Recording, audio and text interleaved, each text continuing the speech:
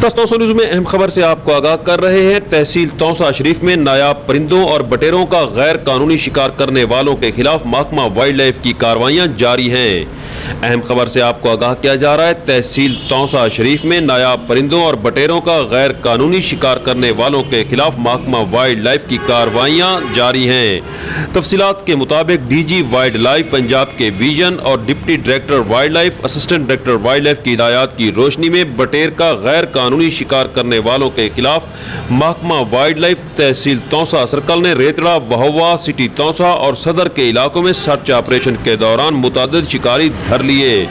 महकमा wild life की team ने इंस्पेक्टर शाहवार बशीर की सरबराही में ऑपरेशन किया।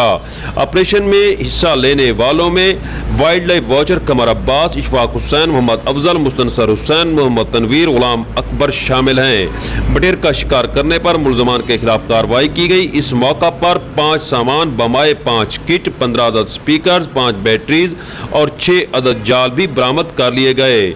मुलजमान को जुर्माने भी ऐद किए गए।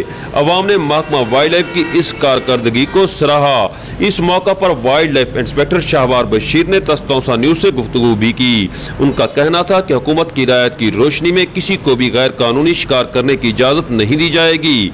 ऐसे अनासर के खिलाफ सख्त से सख्त कार्रवाइयों का सिलसिला भी जारी रहेगा। सुहेल शहजाद, तस्तौसा न्यूज़, तौसा शरीफ।